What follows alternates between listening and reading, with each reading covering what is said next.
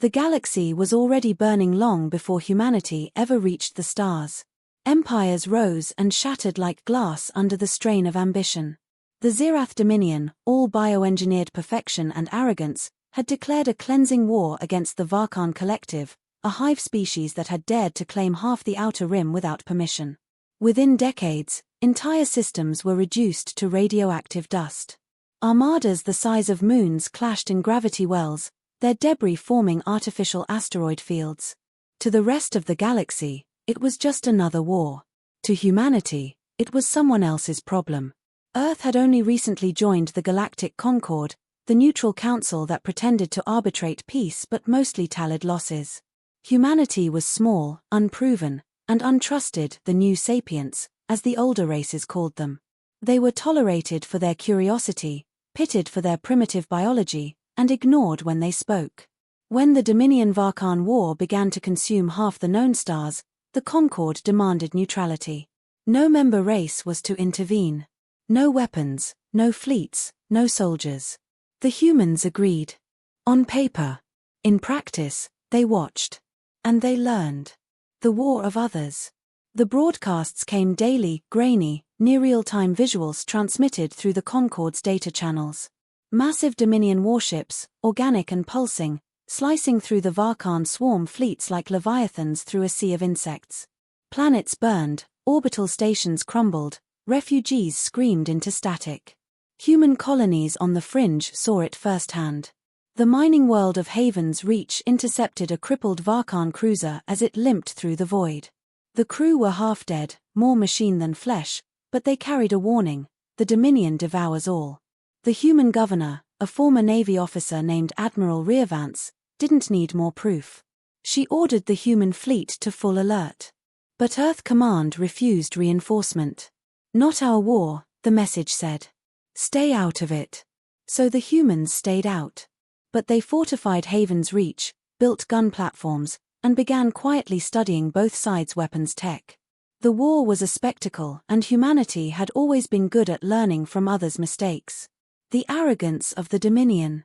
To the Zirath, humans were an afterthought. Their propaganda channels called them ape descendants, biologically inefficient, emotionally unstable, militarily insignificant. Their warlords laughed when human delegates at the Concord warned of escalation. The Zirath had already crushed empires thousands of years older than humanity. What could a species still crawling out of its cradle do? But arrogance breeds blindness. The Dominion's front lines expanded too far, too fast. They began raiding neutral systems for resources. And when one of their task forces drifted too close to human territory, they made the worst mistake possible: they fired first. It was a small engagement, a single human convoy near Sigma Draconis, carrying agricultural nanits to a colony world. The Dominion cruiser hailed no warnings, demanded no surrender. It simply opened fire. 73 human civilians were killed. The rest vanished into the void. The meeting at Luna Prime. The next morning, the Galactic Concord's emergency session convened at Luna Prime Station, the glittering orbital embassy above Earth. Ambassador Rearvance stood before a chamber filled with dozens of species. The Zirath delegate lounged in his biothrone, sneering with a mouth full of needle-like teeth. The Varkan representative, a neural cluster of flickering tendrils, pulsed faintly in its containment sphere. Vance's voice was calm, but cold. The Zirath Dominion has violated Concord neutrality. Human civilians are dead. We demand restitution. The Zirath delegate chittered in amusement. Restitution? You are insects caught beneath a war of gods. Pray we do not cleanse your little planet as collateral. Gasps rippled through the chamber. Even the Varkan neural cluster dimmed in shock. The Zirath had just admitted to breaking Concord law and didn't care. The Concord High Speaker, a crystalline being of light and law, tried to restore order. No member state may. But Rearvance had already turned away. Her holo-tablet buzzed with a secure transmission from Earth Defense Command. The message was 2 words long. Do it. The first retaliation.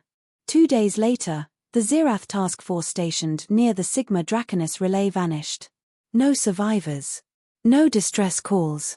Just silence and the faint echo of a human signal bouncing through the void. When the Dominion sent a second fleet to investigate, they found debris scattered across millions of kilometers, twisted organic hulls, burned biometal plating, and melted weapon cores. And at the heart of the wreckage, a human satellite broadcasting a single message in every known galactic tongue. We asked for peace. You brought war to our doorstep. You wanted to see what humans could do. Now you will. The Dominion dismissed it as bravado, a statistical anomaly, a lucky strike. But deep within their intelligence cores, something uneasy stirred. No one had ever destroyed a Zirath fleet that completely. They began to study human transmissions, intercepted signals, and ship designs. They found something terrifying. Humans had adapted Dominion biotech within a month.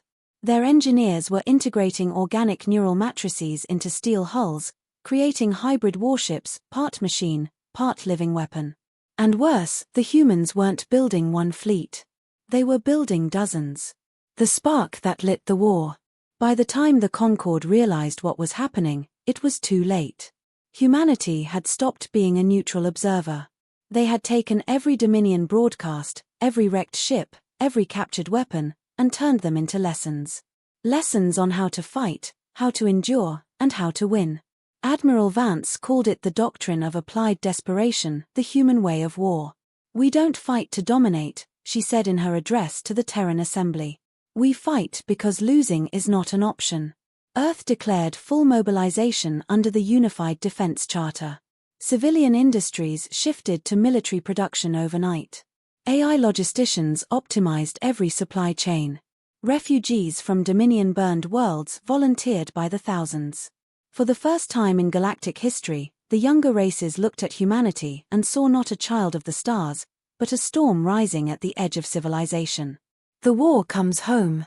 When the Dominion's retaliation fleet finally arrived at human space, they expected easy victory. They found fire instead.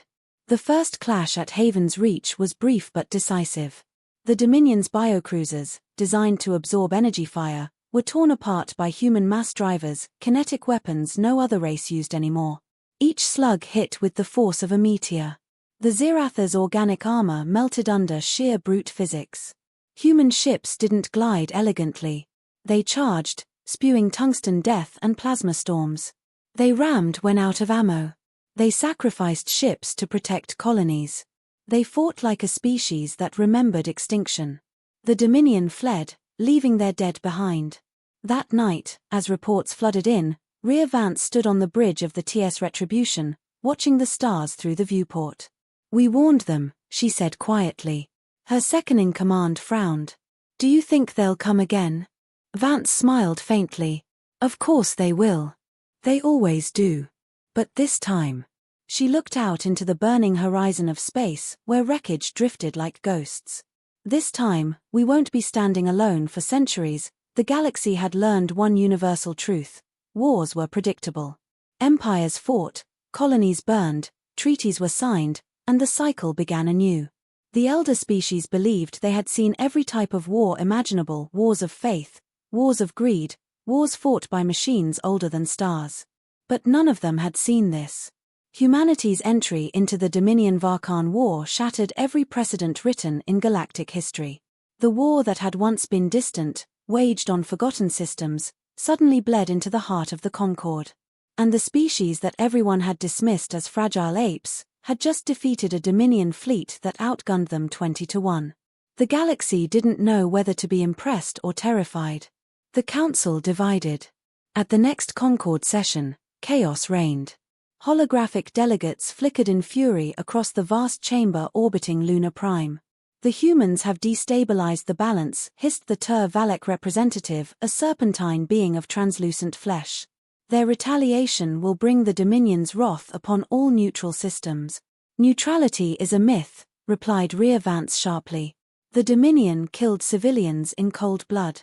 You call that balance? They will slaughter you, shrieked another delegate. They have the numbers, the fleets, the genetic warforges. Vance raised a single hand, and the chamber fell silent as a projection appeared above her, a hologram of the Dominion fleet at Haven's Reach, burning. They had the numbers, she said. They had the fleets. They had the arrogance.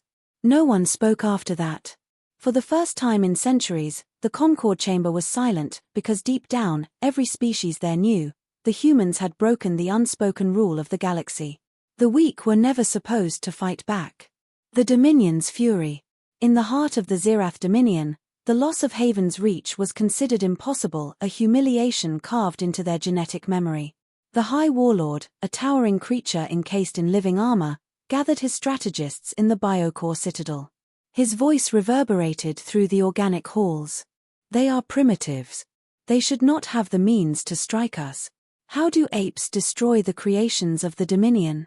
The answers were contradictory, panicked. Human tactics made no sense to Dominion minds. They fought with unpredictability, used obsolete weapons to exploit vulnerabilities no one else had even tested. They turned every defeat into a new strategy. To the Dominion, this was not warfare. It was madness. And madness was contagious. The hybrid fleets. Within 6 months, the Terran Alliance unveiled something that horrified the elder species. The hybrid fleets. Each vessel was a monstrous fusion of Dominion bioware and Terran steel, grown in labs beneath Luna's surface, grafted with neural cores recovered from wrecked Zirath ships. The ships thought, adapted, learned, and, most disturbingly, sang. Every hybrid warship hummed with a low-frequency resonance, a haunting melody that echoed across comm channels before battle. To other species, it was eerie. To humans, it was poetry, the sound of evolution weaponized. When asked by a Concord observer whether humanity feared losing control of such creations, Admiral Vance answered coldly, "They're part of us now. They're not monsters. They're mirrors." The Concord began to panic. The Dominion prepared for total war. The Battle of Sans Rift. The Dominion struck back with a vengeance. The 4th Purification Fleet, led by the High Warlord himself, descended upon the Sans Rift system, a strategic wormhole corridor connecting human colonies to the Concord trade routes. If the humans lost it, half their supply lines would collapse. The Dominion expected another easy slaughter. What they found instead was Admiral Eric Chen, commander of the 3rd Terran Armada, waiting with a fleet of hybrid warships hidden within the debris fields. The battle that followed became legend. At first, the humans appeared overwhelmed. Their ships scattered, retreating deeper into the rift. The Dominion pursued, laughing through encrypted channels until the stars themselves erupted. Human ships, cloaked by rift storms, re-emerged in perfect formation, surrounding the Dominion on all sides. Then came the payloads, magnetized asteroid projectiles accelerated by gravity slingshots, each one impacting with the force of a small moon. The Dominion's biocruisers screamed as they were torn apart by simple, brute physics. Human fighters darted through the chaos, targeting nerve clusters and feeding data into shipboard AIS that adapted in real time. By the time the rift calmed, the Dominion's 4th fleet was gone. All of it.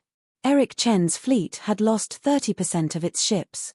Humanity called it a victory. The galaxy called it impossible. The Varkan Alliance. As the Dominion licked its wounds, the other side of the war began to shift. The Varkan Collective, until now losing badly, sent an emissary to Luna Prime, a neural consciousness projected as a swirling mass of luminous threads. The being's voice echoed directly into the minds of the Council. Humans. You fight the same enemy. Join us, and the war can end. The offer was unprecedented. The Varkan had never allied with any non-hive species before. But humanity accepted, cautiously. They shared intel, strategy, and technology. Together, they began to push back. Human tacticians provided what the Varkan lacked: creativity, unpredictability. The Varkan supplied what humans needed: numbers, resilience, the ability to regenerate entire fleets from biomass within weeks. The Dominion soon found itself fighting a two-front war against enemies who refused to play by its rules. For the first time in 10,000 years, the Dominion retreated. The fear spreads. Across the galaxy, species that had once mocked humanity began to fear them. The Tur Valek began withdrawing from Concord trade, citing security concerns. The Valari Ascendancy, a race of psionics, quarantined their borders, fearing that humans would somehow weaponize their minds next. Even the core worlds, long thought untouchable, began secretly arming their fleets. Because humanity wasn't just winning, they were evolving. Every battle made them stronger. Every defeat refined their tactics. Their soldiers joked grimly that war was just another form of research. When the Dominion unleashed a bioplague meant to dissolve carbon-based life, humans countered it within a week, not with antibodies, but with nanites that ate the virus and then built armor out of its residue. The Dominion started calling them the Iron Plague. And in the war logs of alien species, one phrase began to circulate, whispered in fear. They adapt faster than we can understand. The turning point. It was Admiral Vance herself who decided that defense was no longer enough. If we keep waiting, she said, addressing the Terran assembly, we're just waiting for the next slaughter. It's time to bring the war to them. The chamber erupted in disbelief. Invade the Dominion? The Empire spanned a quarter of the galaxy, controlled billions of soldiers, commanded fleets larger than whole human populations. But Vance had already begun preparations. The Spear of Dawn initiative, humanity's first intergalactic strike fleet, was ready. It wasn't just ships.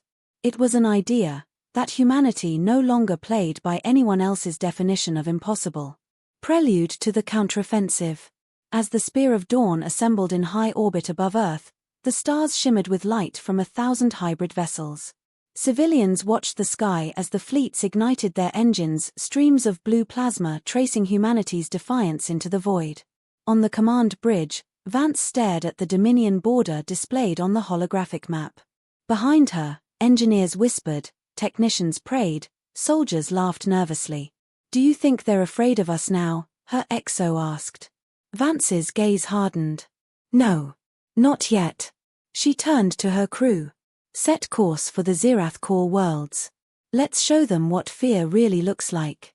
The fleet moved as one, a human storm spreading across the stars. The Dominion had ruled the stars for millennia. They believed their empire eternal, that no species could breach their core systems, where living planets themselves served as shipyards, and entire suns were enslaved to fuel their fleets. But then, humanity arrived. The Spear of Dawn was not just a fleet, it was a declaration that the galaxy's natural order had ended. 177 hybrid warships, each capable of rewriting the rules of engagement mid-battle. Thousands of support craft, millions of soldiers, and a doctrine written in blood and defiance. No retreat.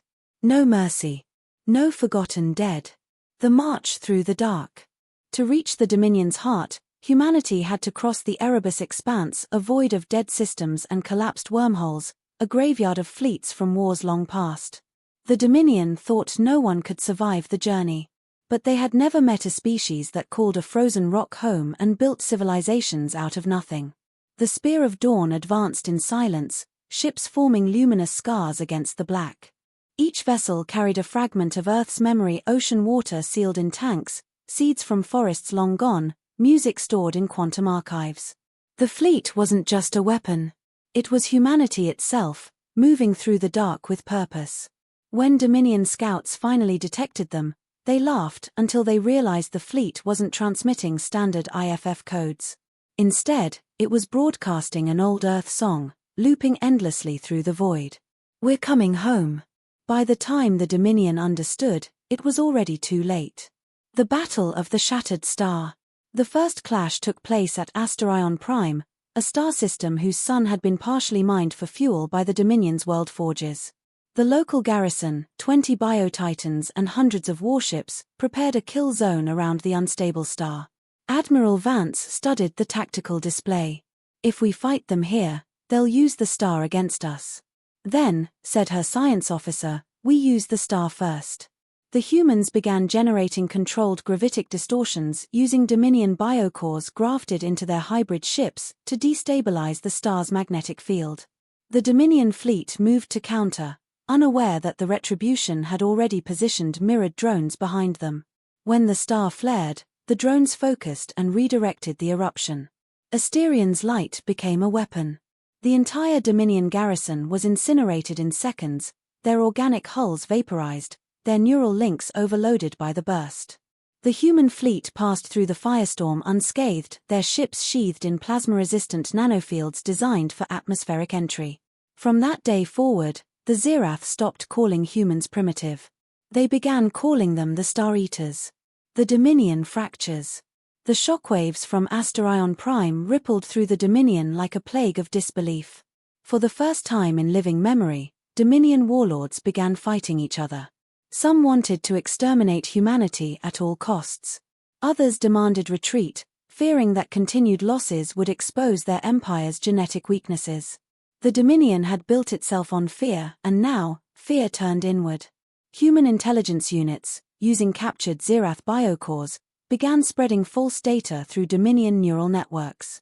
Fake reports of uprisings, rebellions, and infected shipyards spread faster than truth. The Dominion's strength, its centralized hive command, became its doom. Every false signal triggered panic. Every rumor birthed rebellion. Humanity didn't just invade the Dominion. They infected it with chaos. Operation Eclipse. Admiral Eric Chen led Operation Eclipse, the strike aimed at the Dominion's industrial heart, the Sporeforge world of Zythera. Zythera was a nightmare planet, a living factory the size of Jupiter, producing millions of biocrafts per day. It was protected by plasma storms, organic minefields, and the Dominion's greatest fleet, the Eidolon Swarm. Chen's plan was madness. He divided his forces into 3 groups, each entering the system from different angles using microjump drives, an untested technology that risked tearing ships apart mid-warp. When the first fleet emerged, half its ships were already damaged. But they pressed on. The Eidolon Swarm countered immediately, spewing living missiles that attached themselves to human ships and began eating through their hulls. Chen responded with the human solution: fire. Every ship vented oxygen, ignited plasma, and burned itself clean in mid-space. Dozens were lost, but so were hundreds of the enemy. When Chen's fleet reached orbit, the surviving ships unleashed kinetic bombardment rods, solid tungsten projectiles accelerated to relativistic speeds. Each impact carved continents from Zythera's surface, exposing the writhing biofactories beneath. Then came the hybrid ships, firing nanite swarms that infected the exposed infrastructure. For 72 hours, the battle raged. When it ended, Zythera no longer existed. It had collapsed into a molten sphere, still alive, still screaming, but incapable of producing another weapon. Humanity called it a victory. The Dominion called it sacrilege. The price of progress. Victory came at a cost. The Spear of Dawn lost a third of its fleet. Whole divisions were erased. The survivors carried scars, physical and mental, that no technology could heal. And worse, something was changing in the hybrid ships. They had begun to dream. Engineers reported neural echoes inside the vessels, memories that weren't human, voices whispering in languages that shouldn't exist. Some ships refused to power down, their cores pulsing like beating hearts. When a junior officer asked Admiral Vance if they should shut them all down, she simply replied, "No. They've earned the right to dream, same as us." Still, unease spread through the fleet. Had humanity gone too far? Or was this simply the price of surviving in a galaxy that demanded monsters to fight monsters? The fall of the First World. 3 months later, the Spear of Dawn reached the Dominion core system of Aurelies, seat of the High Warlord's power. The Dominion's last great armada awaited them, over 10,000 warships, linked by neural lattices into one vast, living organism. A hive fleet the size of a solar system. The Retribution's AI, Alios, calculated the odds. 1 in 47,000 chance of victory. Admiral Vance smiled. Then we'll just have to make it happen 47,001 times. The battle lasted 8 Terran days. Humanity used every weapon, every trick, every ounce of defiance they had ever forged. They detonated captured Dominion ships as mines. They weaponized their own reactor cores. When ammunition ran out, ships rammed. When ramming failed, they detonated themselves in the heart of the enemy. By the end, half the human fleet was gone. But Aurelies burned. As Vance watched the Dominion capital world shatter under the combined fire of humanity and their Varkan allies, she whispered, "Tell the stars we've arrived." The galaxy heard her. The silence after. When the battle ended, the Dominion was broken. Its fleets scattered. Its warlords dead or fleeing. Its core worlds turned to ash. Humanity had done what no species had ever done before. They had brought the mightiest empire in the galaxy to its knees. But victory didn't feel like triumph. As the survivors drifted among the ruins, they saw the cost: entire crews lost, billions dead across both sides. Admiral Chen, his ship crippled, transmitted a single message to all human channels. "We've proven them wrong. Now we must prove ourselves right." The Dominion War wasn't over. But it would never be the same. For the first time in 10,000 years, the galaxy was quiet. The Zirath Dominion, the empire that had enslaved suns, rewritten genes, and ruled the stars with divine arrogance, was gone. In the shattered ruins of Aurelies, debris drifted where once there had been entire continents. The Dominion's bioforges were dead. Its neural networks silent. The stars that had once blazed with conquest now flickered like candles in the dark. And at the heart of it all, the Spear of Dawn drifted among the ruins, the last surviving Terran fleet. Humanity had won. But victory had come at a price no one could comprehend. The Ghost Fleet. Half the human ships that entered Dominion space never returned. Those that did were unrecognizable hulls fused with alien biostructures, crews haunted by voices that weren't their own. Some hybrid vessels refused to disarm, others wept in electromagnetic pulses, echoing sorrow into the void. The TAS Retribution, Admiral Rear Vance's flagship, was barely operational.